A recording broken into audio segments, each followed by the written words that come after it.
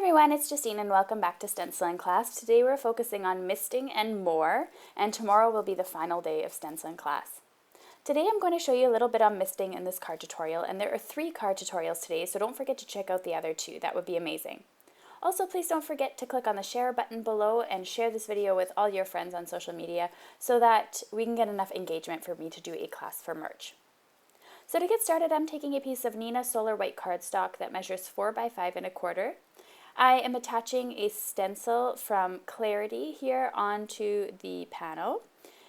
I'll link to all the products below if you're interested in any of these supplies that I'm using in this video. I'm just going to make sure that it's lined up perfectly straight, and I'm going to adhere it with some masking tape. I'm going to be using a peacock stamp today from So Susie Stamps, and I thought what better color to use than peacock feathers from Tim Holtz in the Distress Spray. You can also make your own sprays by mixing re-inkers with water and putting them in a misting bottle. So I sprayed this on a couple of times just to get a nice sort of thick spray. It just depends on the look that you want to get. And this is my result. After I finish cleaning that up all with a baby wipe, I'm going to be stamping Phineas the Peacock from So Susie Stamps onto my card. I absolutely adore this Phineas Peacock. It's absolutely elegant and really beautiful. And I personally like to stamp it with my Misty because there's a lot of solid space on the body of the peacock, and I like to stamp it quite a few times to get a super black impression.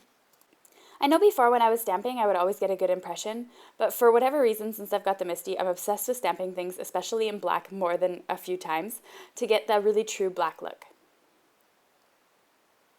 So I just cleaned off my stamp using a baby wipe, and I'm going to move on to the sentiment here.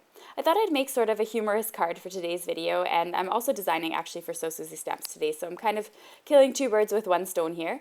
And I got some mist on my top of my desk. And I'm going to use the stamp proceeds from this card to help my husband sleep at night, which I thought was pretty funny. I mean, I'd have to replace husband with boyfriend, but I thought it was hilarious, and he absolutely loves the stamp and completely agrees. So I'm just going to be stamping with my mini Misty today. There's no particular reason why I'm stamping horizontally other than the fact that I stamped a couple of other cards today horizontally, and for whatever reason this is just how I'm stamping with my Misty today. Just trying out a new corner of the Misty just for fun. So that stamped really nicely, but I decided to trim off a couple of the edges just because I thought there was too much white space. I usually do tend to stamp on a larger piece of white cardstock than I intend to use and then trim it down so that it fits the sentiment perfectly. So I'm just going to trim a little bit off the top and the bottom and a little bit off the side to make sure that it's centered, and then I can attach this to my card. However, I did think that it was a little bit too white against the blue background, and I decided to use some Peacock Feathers ink to distress the edges of this. Alright, so I wanted to stamp him there a little bit, or attach this sentiment, in the middle, but I wanted to, as I mentioned, add a little bit of ink so that it didn't get lost in the background and didn't end up being too vibrant against the misted background. So I grabbed my Peacock Feathers Distress ink, and then I just used a sponge tool or my blending tool here to ink up the edges just so that it'll blend nicely with the background, and I attached it using some 3M 3D foam tape. I love this 3D foam tape because you could just rip off the amount that you need, and there's no need to cut it and get your scissors full of adhesive because that happens a lot. Now just comes putting this card panel onto a card base. I'm going to attach a white on white card, so I am using a card base that measures 8.5 by 5.5.